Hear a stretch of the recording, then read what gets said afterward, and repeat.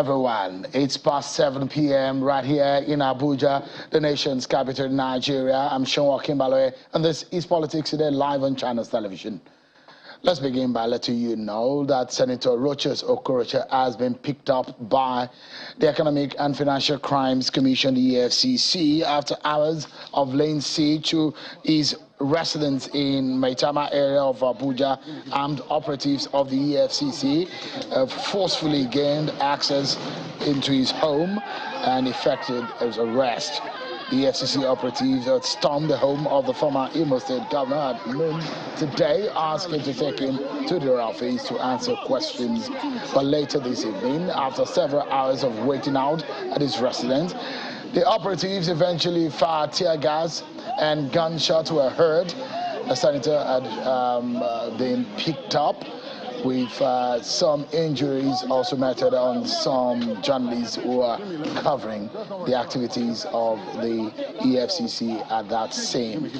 Earlier on, the senator had spoken to the media. That was when things were very much calmer on the inside. And this is what his stance is on the arrest issue by the EFCC. Take a listen to Senator Okorocha. The situation I find myself, I'm under what I call a hostage, and since morning I've not been able to go out, and there are policemen and EFCC all over my compound, and my gate is blocked with their car, and all I'm asking for now is that could they please allow me to go for my screening. I have screening going on right now with all the presidential aspirants. My election comes up on Sunday, and if I'm not allowed to go for this screening, I might miss it. I'm not an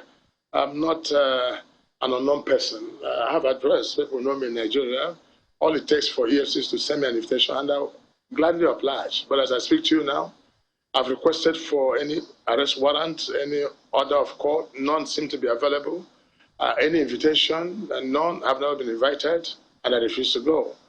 But my lawyer has addressed them, and they're saying that they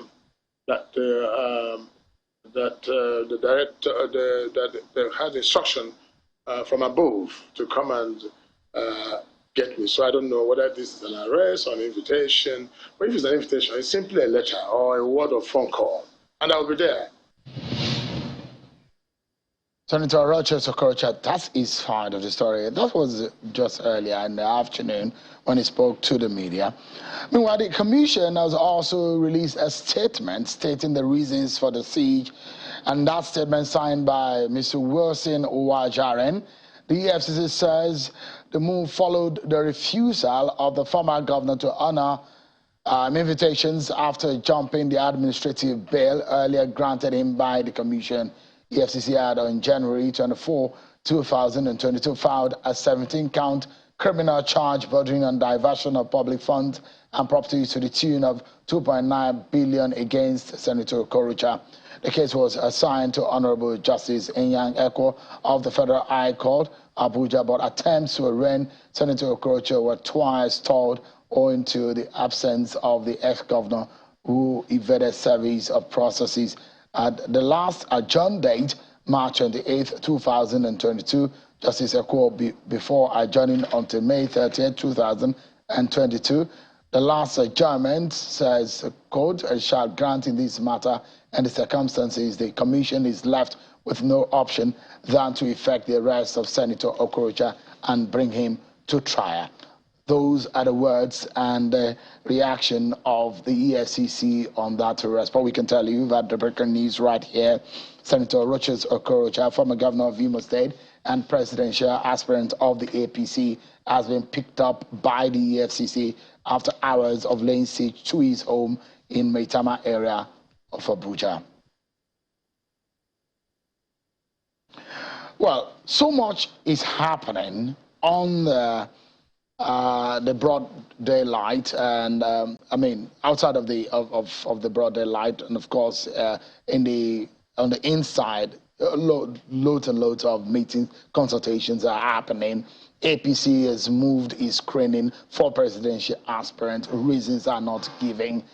Everyone in doubt of what exactly is happening. We understand that the president may be meeting with governors and eventually meeting with the aspirants with the hope of agreeing on a consensus if that is the way the party decides to go. But before we get into all of that, let's bring you up to speed with some of your political roundup stories. Oh, well, we'll get to that in a moment. But we wanted to know what exactly is going on, because at the end of the day, what matters, of course, is how the party decide who becomes the flag bearer. How they choose this is also very important. Before we get into all of that, let's have you with your political roundup stories.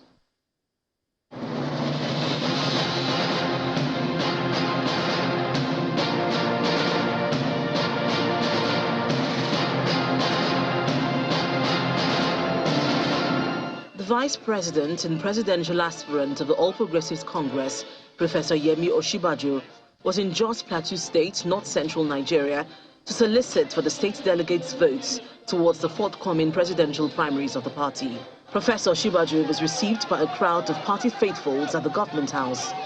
He speaks on what is required to make the country more secure and prosperous. Another APC presidential aspirant, Rotimi Amechi, is not relenting in his aspiration as he continues his consultation with party delegates across the states of the country. This time, Mr. Amechi visited Yobe and Katsina states to meet with delegates in Damaturu and Katsina. The presidential aspirant under the People's Redemption Party, Dr. Usman Bugaje, has charged Nigerians to vote into office fresh set of people with fresh ideas, good character and background, as well as quality education. Bugaje also warns electorates to stop collecting money and voting the wrong candidates because they will be the ones to suffer more. The expertise that is available in this country, our politics has become so empty that a lot of the people who you find in politics are people of lower level of education, lower level of character, and this is why we are where we are. The Bauchi State PDP senatorial primary has been conducted across the 3 senatorial districts of the state. Former Senate Majority Leader Abdul Ningi clinched the Bauchi Central senatorial ticket for his party. Former Commissioner of Health, Samaila Dahua, wins the primary election for Bauchi North, and former Commissioner of Information, Garuba Dahiru, emerged victorious in Bauchi South. 2 governorship aspirants of the All Progressives Congress in Ogun State, Mr. Biyu Otegbete, and a governorship candidate of the Allied People's Movement in the last general elections in Ogun State, Honorable Adekunle Akinlade, have promised to team up and join forces to produce the next governorship candidate of the party in the state. They said this has become imperative in view of the fact that the senatorial district, Ogun West, is yet to produce a governor in the last 45 years of the creation of the state, despite many attempts. Sincerity of purpose that will deliver consistency in people-oriented projects and statewide rural development. I stand before you today with all sense of humility and honor to seek your support and prayers as I formally declare my intention to contest the 2023 Ogun State governorship election under the platform of the state party, APC. And to Kaduna politics, with less than 24 hours to the governorship primary of the People's Democratic Party in Kaduna State, one of the leading aspirants, Senator Yusuf Baba Ahmed, has withdrawn from the contest. Addressing a news conference at his office in Kaduna, the former senator who represented Kaduna North in the National Assembly says credible first-hand reports about the primary are inconsistent with his political philosophy and his purpose of being into politics, hence the decision to drop his gubernatorial aspiration. Women under the aegis of APC Women Group across the 3 senatorial districts of Kogi State appealing to Governor Yaya Bello to fulfill his promise of gender balancing in elective positions. The women who came out in their numbers for a peaceful protest in Lokoja, the state capital, were seen singing songs and demanding for women representation at the National Assembly. We are gathered here to remind our handsome and gender-friendly governor to fulfill his promise on gender balancing in elected offices. As it is now, only Mrs. Doyin is the standing aspirant for Senate from Kogi West. A governorship aspirant of the People's Democratic Party for Lagos State, Shamsuddin Adedosumu, is assuring Lagosians that he has the capacity to govern the state if given the mandate. Speaking during his official declaration, Dosumu says he is in the governorship race to serve and save the state from misuse of the state resources and lack of accountability of the current administration.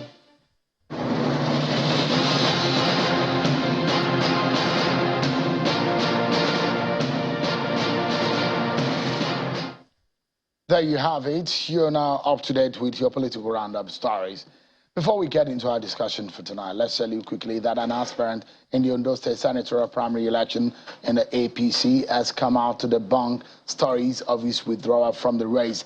Dr. Tola Awoshika, in a statement, says our attention has been drawn to a rumor being peddled by some unscrupulous elements that Dr. Tola Awoshika had stepped down his ambition to represent the good people of Ondo Central Senatorial District in the National Assembly. We may bold to declare that this is not just wicked, mischievous and unfounded, but a figment of the malicious imagination of those who are intimidated by the soaring support and acceptance enjoyed by Dr. Tola Awoshika among delegates and the people of the district.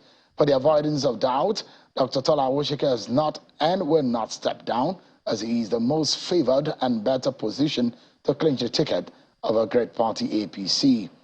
Leaders of our great party delegates, party faithfuls, and the general public should be aware and not be misled or deceived by cheap propaganda and outright lies being employed by some element to mislead supporters of Dr. Tola Awoshika and the good people of Ondo State has trailed the postponement on the issue.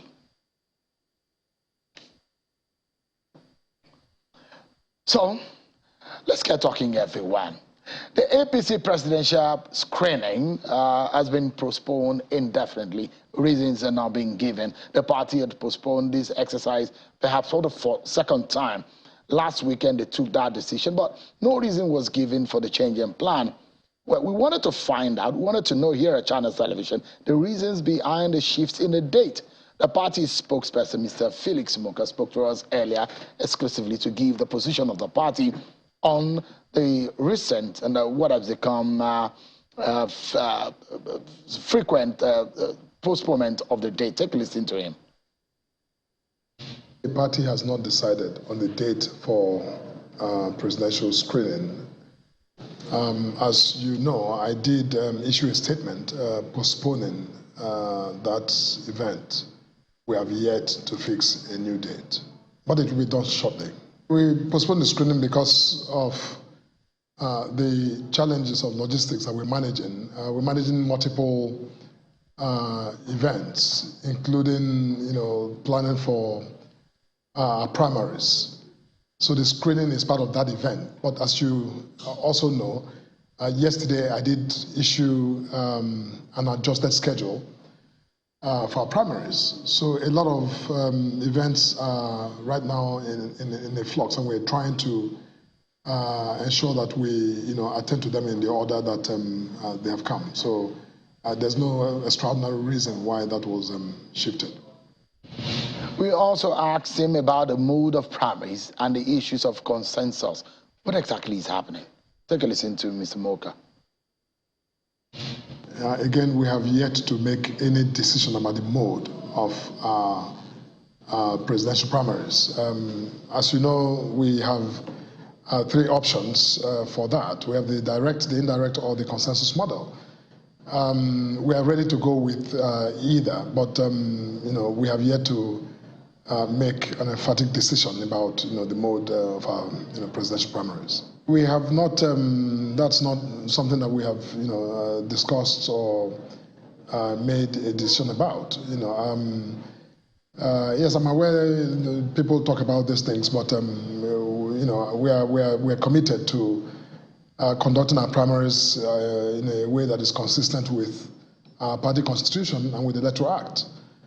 Again, using any one of the three models that the law has stipulated for that exercise. So we're committed to following our constitution and following the Electoral Act in the conduct of our primaries.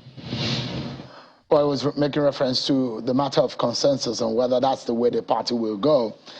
Now, 2023 is a critical election for the nation and a crucial decision for the ruling APC to make in deciding who their flag bearer will be. Tonight, we'll break down some of these issues for you, trying our best to give you an insight into the politics of delegates and how they elect the delegates and how they eventually will get to decide who becomes the flag bearer. And so tonight, it's a panel discussion. And I brought you to the program tonight some heavyweights in terms of understanding the knowledge of the politics and all of that as far as the APC is concerned. Tonight I'm being joined by a former presidential spokesperson, Mr. Iman Niboro. Thank you so much for joining us tonight. Thank you very much. And also we have Mr. Max Olga, who is a lawyer, and as well as Mr. Kabiru Faskari, who is a chieftain of the APC. Thank you so much, gentlemen, for coming tonight. Thanks for having us. Let's begin, and perhaps let me do a quick analysis so that will be the basis and the premise for our conversation. So take a look at this. You wonder how many people will be the delegate to the APC presidential primary, and this is how it's going to go. First and foremost, who are the delegates? The election is going to be of 3 delegates in each local government areas and 6 area councils of the EFCC Abuja. So that means 3 delegates times 774 local government areas, giving you 2,340 delegates. Now, all that on your left hand and keep it there. It will be very important for this conversation. Now, let's break it down for you. By region, the northern region has the highest delegates for the APC. He had 1,257 delegates, while the South has 1,068 delegates. That's another very important mathematics that will be important for this conversation. Let's break it down further by zone so you get a sense of what this all means. The highest zone, the zone with the highest number of delegates is the Northwest. It has 7 states, 121 local government areas. It has total 558 delegates. Now, the Northwest follows, Southwest rather, with 6 states, 137 LGAs, 411 delegates. So South follows with 369 delegates, North Central 363 delegates, Northeast 336, Southeast with 288 delegates. That's the breakdown. Now, you want to ask or know, how does this pan out? So, for example, if I were from China's television state and I have 300 delegates from China's television, it's almost given that I would have taken those 300 delegates. So imagine, without having to mention names right now, the states from which these aspirants are holding their major strongholds and how you can almost make a calculation on who becomes the next or who becomes the flag bearer of the APC. It's a simple permutation to make because politics is science. Let me allow my guests to get into this. Mr. Niboro, let me begin with you. Yes. What do you make about it? It looks interesting. Yes. When we talk about the mathematics of politics, yes, very exciting. It's almost cast in stone, is it? But this issue of delegates, what comes out to you as the most fascinating? Well, thank you, Sheo. There are interesting days ahead, definitely. And whichever way you look at it, aspirants will go for these delegates. I do not think the votes of delegates, eventual output at the convention will reflect North or South.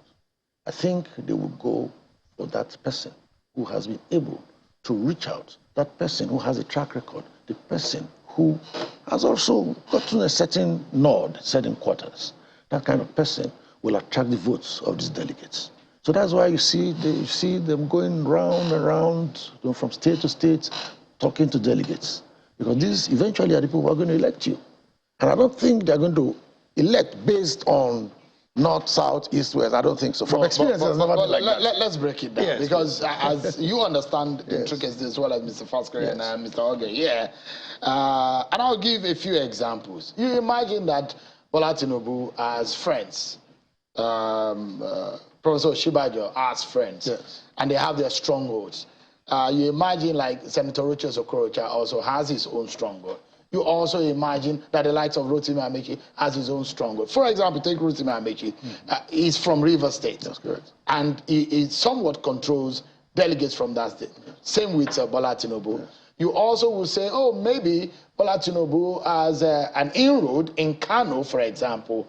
Similar with Professor Oshibajo, who has the DG of his campaign, a sitting senator, a former governor from Kano State. There will be somewhat like some buy-in by that in that state. Yes. Now, whatever you may want to come by, what will also break down all of this issue is the fact that there are northern aspirants. At first, they were all southern aspirants. Except for Yaya Bello. But now we have more, about 6 or so northern aspirants. So there's going to be a balkanization of the delegates. But basically, where do you think is going to be the biggest tough for the battle? Which region? Well, definitely the region that has the most delegates is the Beautiful Bride.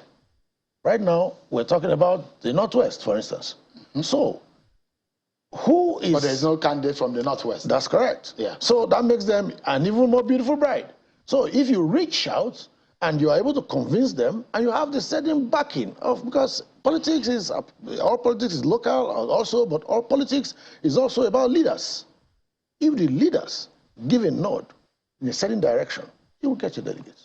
So you have to work on both delegates and the leaders. Let me bring Mr. Faske into this conversation. Yes. We also talk about how governors have had a stronghold. You can almost imagine that states with governors will have almost 100% in the way swaying where the delegates go. Does it apply in the APC presently?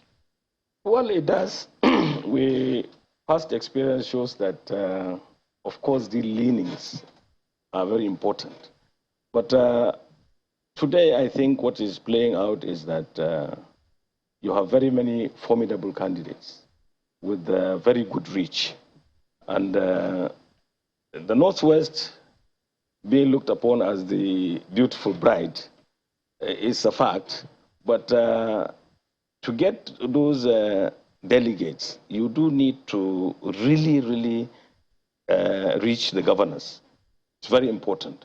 But your appeal, your outlook to governance, and probably your integrity today, because most people in the Northwest have suffered enormously on the, this crisis of kidnappings. There's hunger, there's everything. So anybody who comes up with something and a good alternative to getting out of this quagmire will take the day. But mind you, the governors, whatever you do, will have to help the candidate to really reach the delegates. It's very important. It's very crucial. So where the governors go, the delegates go, because they own the structure. In fact, some of them are responsible for the election of the delegates. This is to be very correct.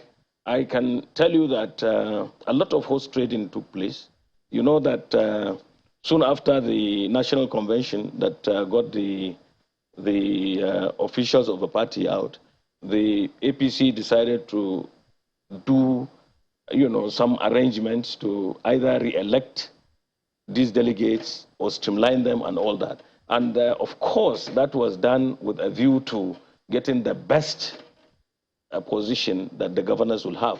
Whether you like it or not, the governors call the shots. So it is definitely a governor's affair, whether we like it or not. This is the reality. But certainly going around, meeting the people, reaching them, telling them what you can offer, bringing a good manifesto and all that, your personal manifesto besides the party manifesto, it's very crucial. It will help you to get a number of these delegates. But definitely, whatever you do, the entrenchment of the delegates system is really in the governors of the states. So, you look at, you have Yaya Bello, a governor, a sitting governor. Kayode Fayemi, a sitting governor. Bagudu, a sitting governor. All of these are in the race. And you hear that the likes of Bola Tinubu said, look, I have certain governors already in the kitty. They are with me. Mr. Olga, if you may come in, how does that kind of politics play out in the APC? It's going to be a very crucial one. Dave Umahi, Ben Ayade, these are sitting governors. What is it looking like, the coloration of that Australian? Well, let me start by saying every state, every region in the country has a political principality. And these political principalities will determine who gets what, whether in the APC or the PDP presidential primaries. Now, let's go to the Southeast. Imo State has 2 aspirants. They're going to split votes. And if the governor agrees. If the governor agrees. Because based on what Mr. Faskari yes, if the governor agrees, then you go to Ebonyi. There are also 2 aspirants, the immediate past Minister of Science, Technology and Innovation, and of course the governor. I agree with Mr. Kabiru that the governors will be aces. There's no doubt about that. You know, so in Ebonyi, the sitting governor will hardly allow any of the votes to go out of the sun. Then, of course, you go to Rivers in the South-South. I am not certain now who between Rotimi Amechi and Senator Magnus Abbey will be in control or is in control of the delegates. Now, I say all of this to say that... There are 2 aspirants from Rivers State, similar to Ebonyi. Well, so let me borrow the language of Senator Ali Ndume, who was your guest last week or so. He said some people are participants, while others are contestants. I think on a serious note, Rotimi Amechi is the outstanding aspirant from Rivers State. The other aspirant is a businessman. Not much is known about him and the politics of the APC. You know, so I don't know if you'll be able to control delegates from that state. Yeah. Now, I just touched the South-South and the Southeast. Now we move to the Southwest, where we have the anti-penultimate highest number of votes after the Northwest. Now, the number of aspirants from the Southwest will impact on what each and every one of them is going to get from there. But let's not forget that one of the aspirants, in quote, comes from 2 states in the Southwest. So that's going to give him... Can anybody have come from 2 states? That's what I said in quote. Yes, that's what I said in quote. You know. Lagos by Osun State by birth and all of that. Then Lagos by association, by residency, by all of that. So that gives that aspirant an advantage. So the North is going to determine to a large extent who picks the APC presidential ticket. The North is going to determine who picks even the PDP presidential ticket. Could a Yaya Bello, for example, is the only North Central aspirant of the APC? Yes. What are his chances? North Central has the 4th largest number of delegates, 363 after the South-South. Yes. Yes. Now there's something we must crack here. Yes, you have this number of delegates from the North Central. You know, but you cannot throw all of the votes from the North Central into one basket because the people are not the same, right? I don't think the man from Niger would look at Yaya Bello's emergence as a president as something that will bring him any benefit. You cannot divorce our politics from sentiments. I don't think the man from Nasarawa will see a presidential ticket being dropped in Kogi as his. You know, so there's going to be a split. People will take positions based on religion. People will take positions based on ethnicity or tribal leanings and all of that. So we cannot say what we are saying about the votes of the Northwest, about the votes of the North Central. Let's take a breather. There's so much more to talk about on this matter. Plus, the influence of President Muhammadu Buhari. Some say, look, no matter what the permutation is all about, should the president come forward and say, look, Imani Boro, for example, is my aspirant. That's where everybody goes. Is it that easy? Well, or if he says, Kabiru Faskari is my man, or Max Oga is my man, how easy can that decision be for the APC? Will everybody go in the same direction if President Buhari decide to talk on this one? We'll take a breather, everyone. And when we come back, my panelists will still be talking to us about the APC, the delegates, the size of the delegates, and the primaries of the APC. It's a big hurdle. How will the party be able to swim through? We'll discuss more when we come to this program. Join us.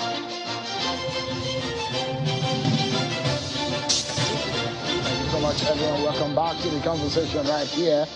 Well, the breaking news that you're seeing right here on the screen is a story we've been covering for you the better part of the day, that Senator Okorocha, former governor of Imo State and APC presidential aspirant, has been arrested by the EFCC. Now, let's get back to the conversation. Three wise men are those of the panelists for tonight's program. I'll be looking at the science and the politics of the delegate process of electing a presidential flag bearer of the APC, Mr. Imaniboro, a former presidential spokesperson, Mr. Kabiru Faskari, a chieftain of the APC, and Mr. Max Oga, who is a lawyer. Thank you so much, gentlemen, for coming tonight. Thanks for having us. Before I go back to Mr. Niboro, you're a lawyer, and interesting thing that you, as a lawyer in the mix, there are reports that the president was going to sign an amended Electoral Act, which would have granted parties in the use of statutory delegates into this election, which would have generally changed the dynamics of the delegates for this election. Do you see the president signing it before Sunday or Saturday, as the case may be? Well, anything is possible, but the challenge is, even if the president does, we cannot rely on that law, because one of the major political parties, the People's Democratic Party, has already gone almost midway into its primaries. Senatorial candidates of that party have emerged, members of House of Reps candidates have emerged, State House of Assembly candidates have emerged. So even if the president signs that law, we'll use it for the model for future elections, not for... It can't be applicable here. No, it can't. Is there any convention or rule that says that laws that are newly signed, brand new laws, cannot be applicable? Now, if that law is signed and we use it, that means we are changing the rules of a game midway into a game. And that will not be fair. And remember, the party that has already conducted primaries is the opposition party. So they may look at the whole thing as being targeted at them, and that will spell doom. In any case, there should have been an election of the delegates, so that period will have passed. Of course. Of course. INEC already has, or INEC is expected at this time to have had in its kitty the list of delegates from all political parties. So if the president signs that law, say on Wednesday tomorrow, because today is gone, what happens? Maybe you are signing that. Are people going to get back to INEC to ask for a replacement of the list of delegates that they've already sent there? Of course, the answer is in the negative. Right, so we just stick with the delegates analysis that we have. Let me come back to you, Mr. Niboro.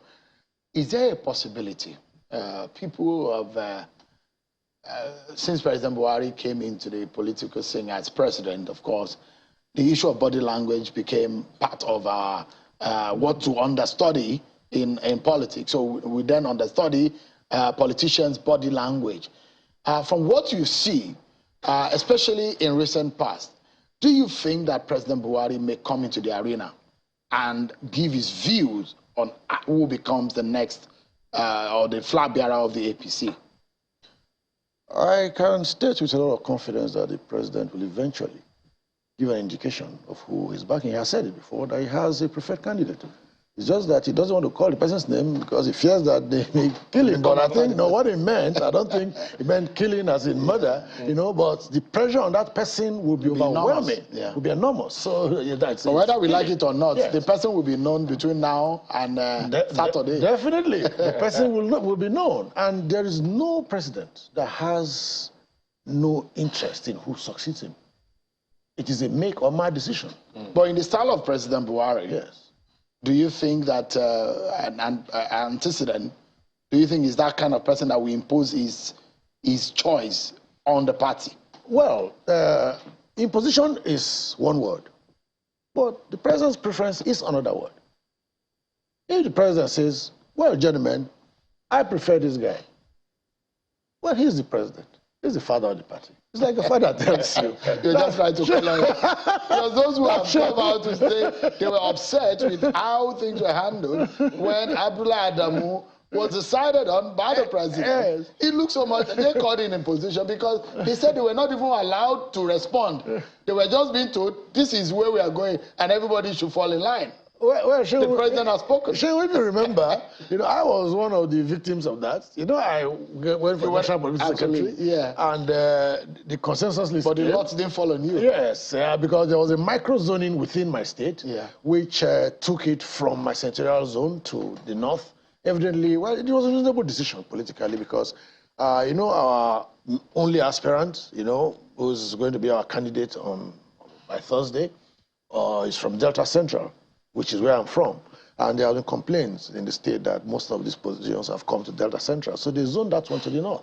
And they appealed to me. The leaders of the party in the state appealed to me. Yes, and we have all been beneficiaries. Yes, we have all been beneficiaries of consensus one way or the other. We have all been beneficiaries of zoning. Zoning is a manner of consensus. So it's not when it gets to you. It's not all the time that you enjoy it. But you see the president coming into the fray and say, look, this is the way to go. And when do you think he will do that? The president will definitely give an indication of the direction he wants. And how that plays out with the various aspirants is one thing. And how that plays out with the powers that be that control the party is another thing. Let me come to Mr. Fasco. Yes. Interestingly, the four of us are wearing glasses. So, we are. So let me see whether you can see the crystal ball better than the rest of us on this table.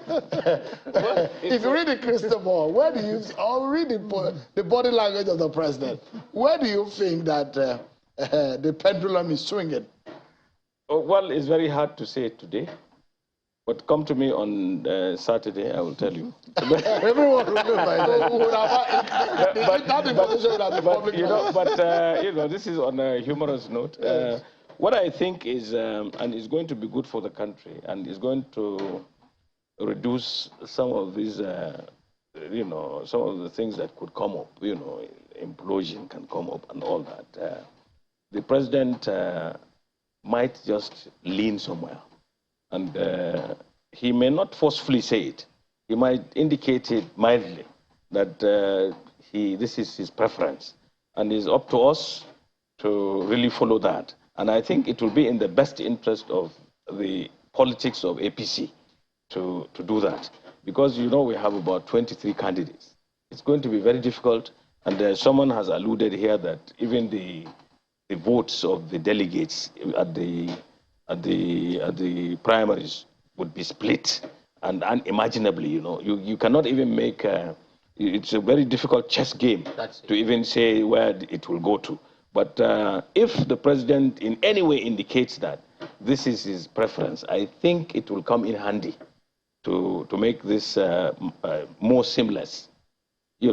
I don't have anybody in mind, but I know that by Saturday, I should be able to tell you that. So there is a very strong possibility, it's a unanimous opinion on this table that there is a strong possibility of a consensus candidate for the APC. I think so. You don't think that the APC will go into that, into the Eagle Square for an election?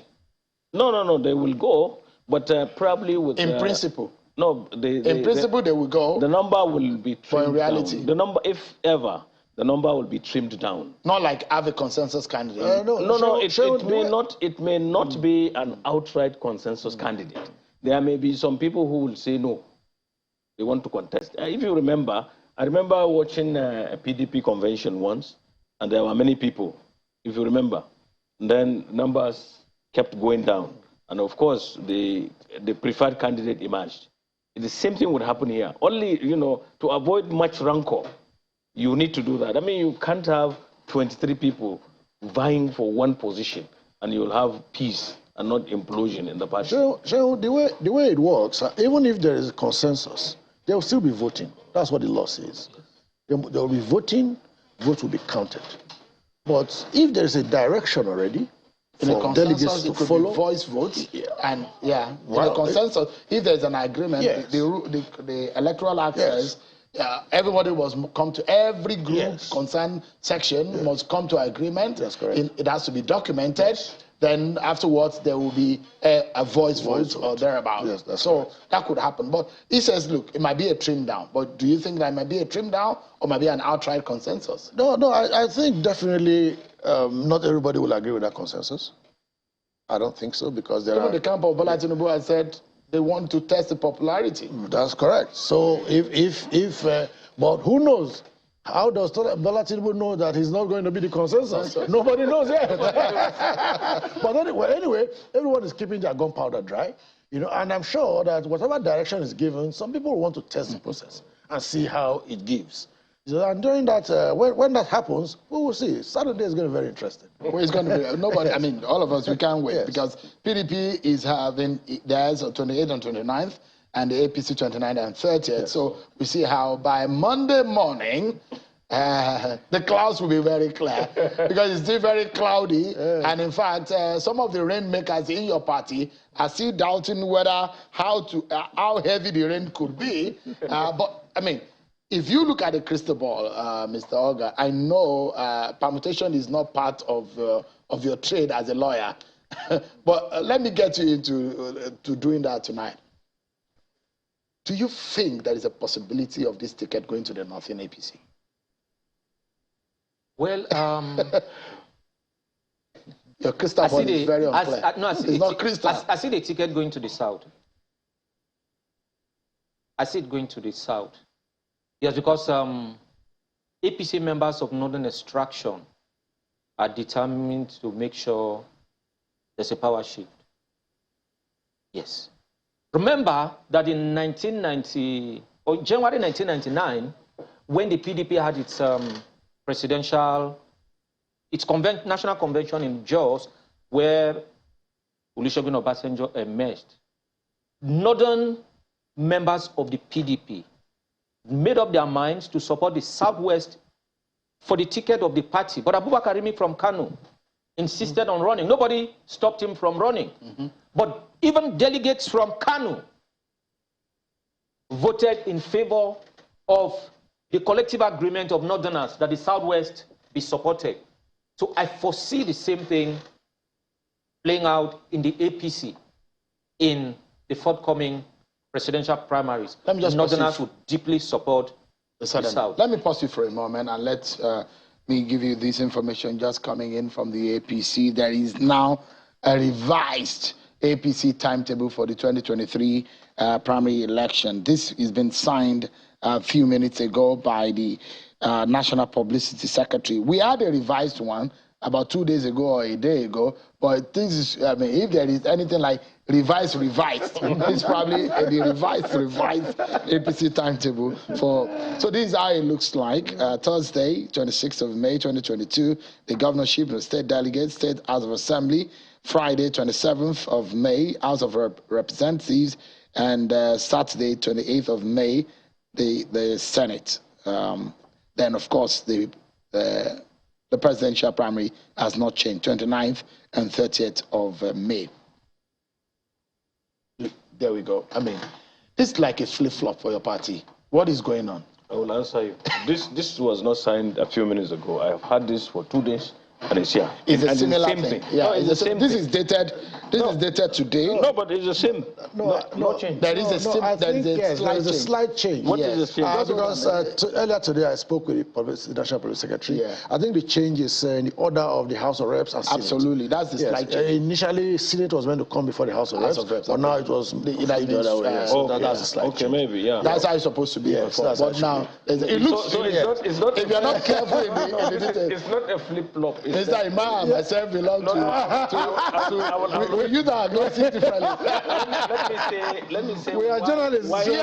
So we see different things differently. No, let's see the mindset of the people who caused this change. Yeah. Sometimes, you know, when you look at some of these things in a chronological order, you make sense of it when you look at the quantum of players that will be there, will be involved. A typical House of Reps ticket will have 2 local governments, 3 local governments, or even 1 local government. A typical senatorial seat will have about sometimes 11, sometimes more local governments, sometimes 5, 6, 7, whatever. So to make it a bit easier and more handy, it is better to really allow that to happen. So, unfortunately, we are totally out of time, but I must sincerely thank you, gentlemen, for coming. Mr. Emmanuel, good to see you again. Thank you. Mr. Cameron Fasker is a very good friend. Thank you so much for coming. And Mr. Max Olga. It's been a very long time also. These are not straight faces to me as far as this is concerned. Thank you so much for coming. Thanks for having us. Thank you. Well, we keep our fingers crossed, but trust me that if there is any place you want to be or any channel you need to stay on, is right here on Channels Television, because this is a very crucial week in election coverage of 2023.